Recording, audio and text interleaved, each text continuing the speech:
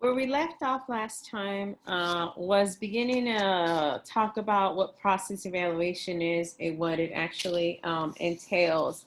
And what I started to highlight was that what process evaluation is able to offer us, it helps to explain the reasons a program did or not achieve its goals. So that is the foundational purpose of process evaluation. But the ways that we approach process evaluation is one, around describing a program, which really sits with documenting the operations of the program, how the program operates, the approaches it takes in operations, but how it actually gets in contact with program participants and maintains program participants, and how does it actually implement the program as a whole. The next layer is set with program monitoring. And with program monitoring, what I highlighted was that it monitors how the program is being implemented by examining the goals and the objectives of the program to determine if they are being implemented as intended. And the last layer I talked about was quality assurance, which includes determining if the services are compliant with a certain set of standards. The next layer I added was for us to really think about what process theory is aiming to do in process evaluation. And what process theory is aiming to do was it makes the assumption about the capacity of the program to provide the services that would be accessible to the target clientele and would be compatible with their needs. So the underlying assumption that's occurring in process evaluation, will the program itself have the capacity to provide the services that are accessible to the target clientele and be responsive to their needs? In this process, what we lay out to consider how the program will be able to meet the needs of the client and make the program accessible, I talked about a service utilization plan. And what the service utilization plan is aiming to do is begin to describe how the population, the target population, is expected to be in contact with the program and become engaged with the program, but further maintain their involvement through the completion of intended services. In that context, what I also highlighted was an organizational plan. And what the organizational plan aims to do is identify how will the program intentionally make the program accessible to the target clientele, but what will it have to do to make sure that individuals who implement the program are implementing it as intended. So what that translates into is, have we actually trained staff to implement the program as intended? What's the training that needed to happen? But two, have we made sure that all the necessary resources to implement the program are readily available so that staff could implement the program? The last layer that we're adding now is to think about program outcome monitoring. And program outcome monitoring becomes important in the sense that we are collecting data on the progress that participants in the program are making while they're in the program itself.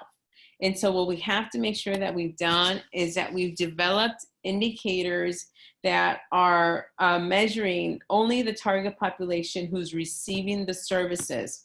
And it becomes important because we want to be able to develop outcome indicators that will allow us to compare pre-program and post-program change. We're interested in knowing, where were clients and consumers before they started the program, to be able to then compare where are they after they completed the program. In this context, we also want to make sure that we're defining a successful threshold for program participants. So the threshold allows us to make a comparison whether individuals have met the clear threshold that has been laid out in the program. So for instance, if we have a program that's targeting children who struggle with aggression, part of the threshold we want to be able to create is For example, if the threshold is that children will demonstrate 80% less aggressive behavior over a 6-month period, then this would be a comparison point for us, in the sense that if children in the program actually are able to accomplish that 80% threshold, then we could say that it was successful. But if they fall short of that 80% threshold, then perhaps the program was not as successful. The next layer we want to be able to then include is making sure that we hear from participants themselves around how satisfied they are with the program. And specifically, we want to hear what the experiences have been in the program, but we're also interested in knowing from participants, what do they believe is the strength of the program, and what do we believe are weaknesses within the program. As a whole, what I want to remind us of is the reason that we're doing process evaluations is because, again, it gives us the context around how we can improve programs, and here intentionally make sure that we're assessing if the program is actually accomplishing its goals, and further, it gives us an opportunity to really understand, is the program really meeting the needs of the target population in the services that it's providing? So when we begin to think about what is the data that we're monitoring during process evaluation, specifically around how are we ensuring that we're being faithful to the implementation of the program, but that we're collecting data around the participation of clients and consumers who are in the program. So the first piece is really thinking about what is the data that the evaluator is going to be collecting. One is around direct observation of program implementation. And there's 3 approaches to do this. The first approach is around a narrative method, in which the actual evaluator or evaluators go and observe what the program is actually doing and actually write a narrative around what's happening in the program. The second approach is a structured approach. And what's happening in this approach is that the evaluators have gathered all the information around the program and the services it offers, have spoken with stakeholders around what it offers to actually then create a checklist. They go observe and they check off what they see in terms of implementation of the program itself. The last one is around staff reporting. And this is where staff are actually reporting to the evaluator what the program does, how they're actually implementing the program. The next piece I'm going to highlight is the records that we are collecting to monitor the program itself. And these records include demographic information of the client. Who is it that we're servicing in the program, right? Because we want to make sure that we're being specific around that target population again, right? Who's included and who's not included. We also want to know who's referring clients and consumers to the program. We're also interested in knowing who is the staff that's actually implementing the program, because it gives us a context around the variation of experience that staff may be bringing into the program, whether it is experiences in working in similar programs, educational level, similarly to their background, who they are in terms of race, ethnicity, gender, etc. In this, what we also want to be able to collect is the program duration in the dosage itself, right? So when individuals start the program, we want to actually document when they started the program and when they leave the program, because that gives us a dosage of participation for program participants. And what I said in the last class was that this provides the context around coverage, that is, that individuals participated in all the services that the program was offering for that length of time, or bias when we have individuals participate at varied levels. The next piece that we want to be able to collect data around is the specific activities that are being conducted during the program itself. What is occurring during the program itself? We also want to know what is the level of participation in the activities by participants. Is there a range of levels? Are participants participating at similar levels?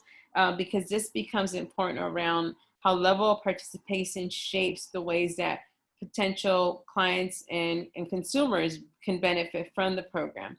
The next piece that we're interested in collecting data around sits with more of that organizational plan. Are the staff was implementing the program receiving trainings, and what specific trainings are they actually receiving, right? But we're also making sure that those trainings are being recorded. So if staff that's implementing the program have to return to reviewing the recordings, it is easily available to them. The other pieces that we want to make sure that we're collecting are minutes of board, staff, and committee meetings. We know that in board meetings, a lot of pieces happen that shift programs, whether it is around approvals, around how we add services or remove services from programs, or funding. That's where a lot of decision making is happening. So we want to make sure that we're documenting those pieces, because if one year we had additional services and the subsequent year we had less services, this is what's going to actually give us the insight around any shifts that have actually happened in the program.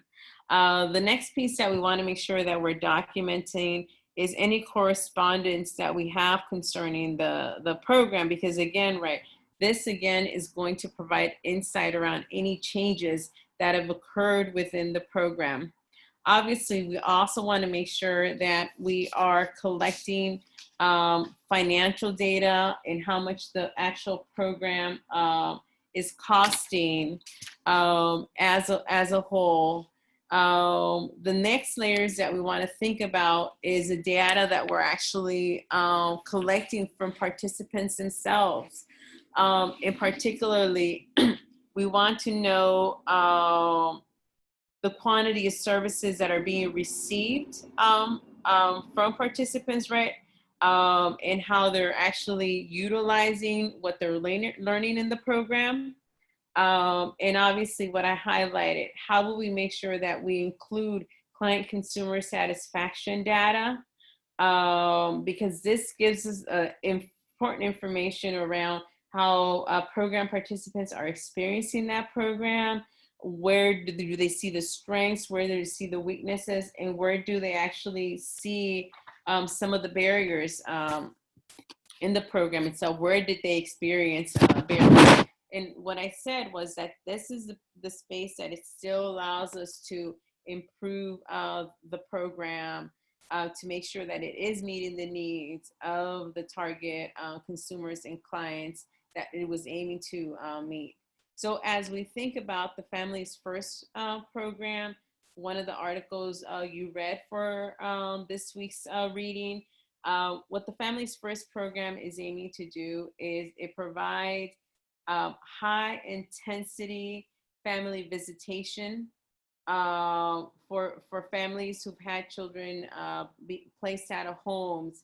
And so the specific activities that are connected with Families First include child safety, daily visits, practical therapeutic support, aftercare, and post-discharge visits. And so when we think about what is it that we're going to be measuring in terms of monitoring the program for implementation fidelity, so when we look at child safety, we're assessing the level of caregiver comprehension around what actual child safety looks like, the content that is being delivered by the worker who's going into the home, and also the observations around the caregiver and child's interaction. The data that we're going to collect for level of caregiver comprehension and content will be done in an interview at the start and week 2 and at the end of services. So it's very concrete around when it's going to be monitored for these pieces. The caregiver-child interaction will be done through an observation on an ongoing basis. When we look at the daily visits, what we're measuring here is the level of caregiver participation and how they're applying the content that they're learning throughout the visits and the sessions that they're having with the family worker. The ways that we're going to actually collect data around level of caregiver participation and content application is by a checklist that has been created and exit tickets that have been created that ask the caregiver specific questions. And this occurs at the first week on a daily basis. So it starts at the first week, and then they're doing it every single day. The next piece, in terms of the practical therapeutic support, what we're going to measure is the content and the delivery of the practical therapeutic support. And in this context, what we have is an independent observer observing the actual worker in doing this. And that the times that we're going to collect that is at the start and at the end. There's a level of aftercare that happens in this program. And what we're going to measure in the aftercare is the level of caregiver participation. And the data that we'll collect is through a checklist, but also an exit ticket. And this will depend on the number of sessions that we have that will determine how frequently we would measure this. And the last piece that is connected to the aftercare is the content and the delivery of the content care by the actual worker. And the way that the data that we're going to collect is going to be a checklist. The last piece around the service with Family First is the post-discharge visit. And part of what we will be measuring here is the level of safety, comprehension, and satisfaction. This begins to highlight, does the actual caregiver understand the level of safety that the child needs? The other piece that we will be measuring here is the content and the delivery of the aftercare by the worker and the caregiver-child's interaction. So when we look at the level of safety, comprehension, and satisfaction in content delivery aftercare, one of the pieces specifically around the level of safety, comprehension, satisfaction, we will actually collect consumer satisfaction only once at the end. For the content and delivery of aftercare and the caregiver-child interaction, we will actually observe this. This begins to kind of give you an example around how is it that when you're thinking about how you're going to propose to monitor your program for implementation fidelity, what are the sets of services that are offered? What specifically are you measuring in those sets of services when you're thinking about monitoring the program for implementation fidelity? What is the data that you would collect, and how often would you collect that data? Because that's specifically what you're going to ensure that you're monitoring so that whoever's implementing the program is being faithful to what the program services are. A concrete piece around from just the Family First program as well is an example around what a checklist could potentially look like. So in the Family First program, part of what they're highlighting around what they're observing the worker do is pieces around some, what they refer to, some fundamental techniques around how they're actually interacting with the caregiver. And one of them is around, are they using active listening? Are they giving positive feedback? Are they giving negative feedback?